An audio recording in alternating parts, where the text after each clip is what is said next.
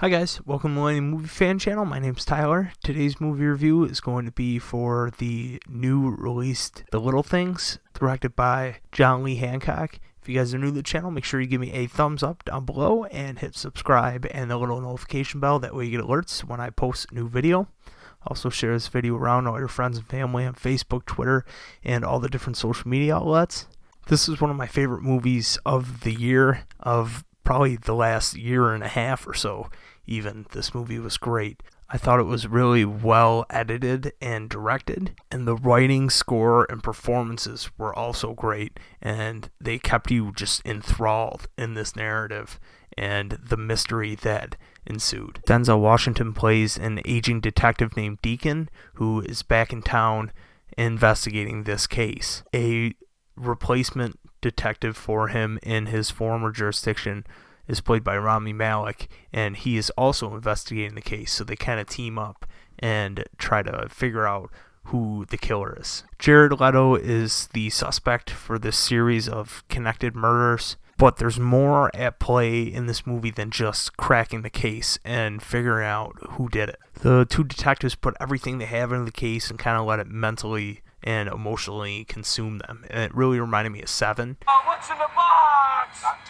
With Brad Pitt and Morgan Freeman. They had a very similar development, I think. We continue to see how being that emotionally involved and invested in these kind of gruesome murders and putting all that weight on your shoulders to solve these crimes so it doesn't happen again, it totally cost Deacon his marriage and his relationship with the rest of his family. I think one of my favorite lines of the movie illustrates that really well. Rami Malek asks Denzel Washington's character if he believes in God, and Denzel Washington says, "When I see sunrises and thunderstorms or dew on the ground, yeah, but when I see all this, I think he's long past giving a shit." I think that just encapsulates the quality of the writing and how it can propel this story to be more than just the average kind of cop movie. I thought the parallels that are set up between the two officers are excellent. They really stress that Rami Malek is on the same kind of trajectory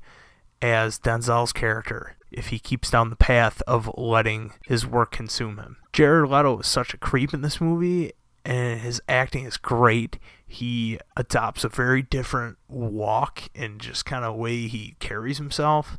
He talks a little bit different, and he really transforms into this scraggly, greasy guy that you believe could have done these killings. His character is the catalyst that kind of pushes Rami Malek's character over the edge, bringing him full circle to becoming Denzel Washington's character, where he's just broken by this job and the weight and responsibility of getting these people off the streets and saving lives by finding out who these killers are and cracking these cases. When Rami Malek hauls off and cracks Jared Leto's character in the head with a shovel, killing him, Denzel Washington helps him cover it up. And this is very similar to how Denzel had accidentally shot a girl in the woods while on a case, and they covered it up. He also knows the guilt that Rami Malek is going to live with for the rest of his life, and he knows that the fact that the case is unsolved is going to eat at him forever. So in a move that was really well done, and you could tell this was all the writing in John Lee Hancock's script, Denzel sends Rami Malek a red beret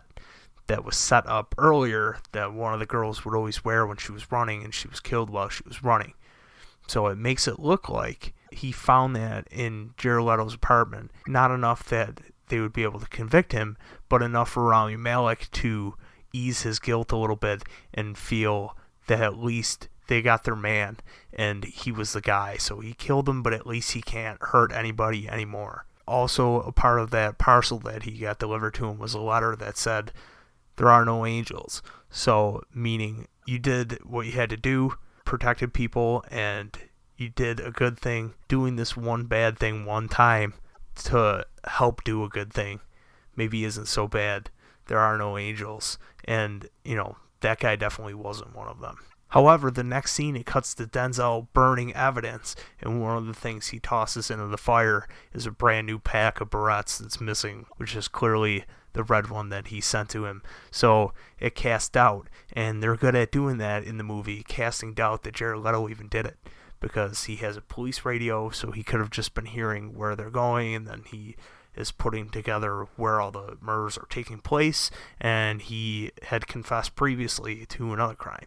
So he may have not have even done it, but this movie was really character driven, so it was about Rami Malek kind of becoming what Denzel Washington has become, where he's so broken by this system of there's a case, there's killers, you gotta find them, get them off the street, sometimes you don't, and having to live with that, and living with the grief of having made a mistake like the two of them have made where they accidentally took somebody's life. I just thought that was really clever, and it was unclear who the killer was, but I didn't think it really needed to be, because I think what it did to the character to have it ambiguous was a better ending and more meaningful. This is easily the best movie I've seen all year, at least since the start of the pandemic. Let me know what you guys thought down below, if you enjoyed the little things, and if you enjoyed this review.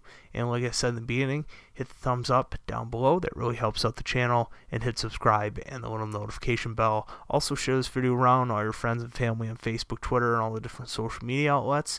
And I will see you guys in the next review.